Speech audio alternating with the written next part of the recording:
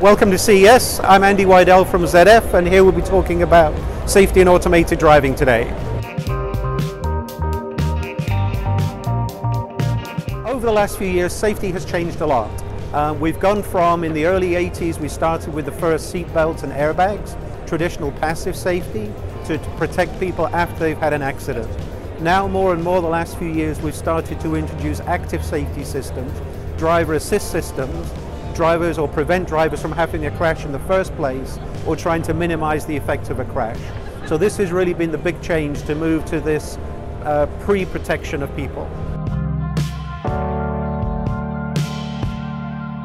They have more intelligence in the sensors, and those sensors can then understand what's happening around the vehicle, where are the cars, where the people are, and also where the car is on the road, in the lane, for example. So this increasing intelligence allows the car to make more and more and better safety decisions on how to protect the people inside the vehicle and also around the car as well.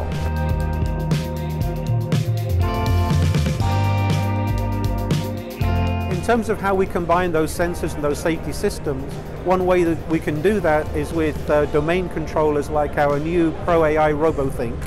The RoboThink can take all of the information from these different sensors, combine it all to build a full 360-degree view of what's happening around the vehicle, and then figure out how best to maneuver the vehicle, but also to operate the protection systems inside if needed. So it really acts as the central brain to combine all of these sensor inputs, decide how to move the vehicle, but then also to figure out how to protect people inside the vehicle as well.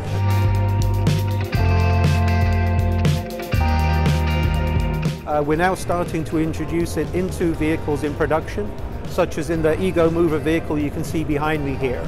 So this vehicle will be in production later this year. We're starting our first fleet trials with the Pro AI collecting all this sensor data and helping to manage the movement of the vehicle. So it's been under development for a couple of years, but this year we'll start to see some real-world production applications.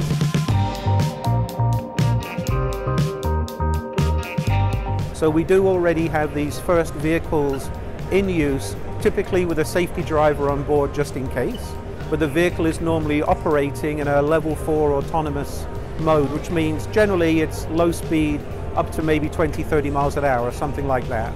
So these vehicles in the US are already here, and over the next 1 or 2 years we'll see more and more of them come into these kinds of geo-fenced, defined area applications.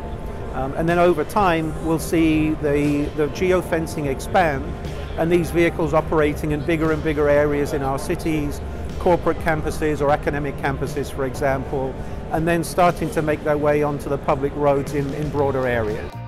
Owners of ZF is the city of Friedrichshafen, and they're very interested to start to bring deployments of vehicles like the E.GO mover into the city in the near future.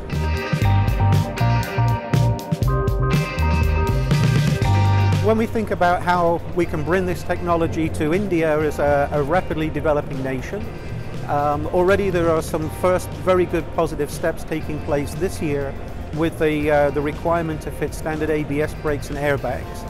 And beyond that, many of the technologies to take the next steps, especially to protect, for example, two-wheeler riders, which is a very big safety problem in India. So the technology is already being developed in other markets such as Europe.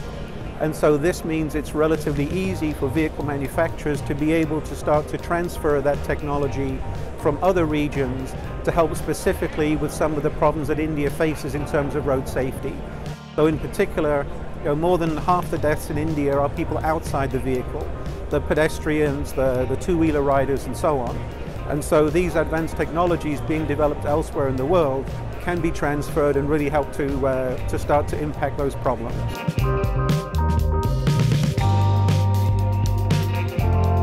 You'll hear a lot about CASE, connected, autonomous, electric, and the improvements in safety and so on. So this is really the direction the auto industry is going. Shared vehicles are coming as well, but in general the two big trends are electrification and automation. These two parallel trends are really coming relatively quickly, especially in some key markets such as the US and Europe.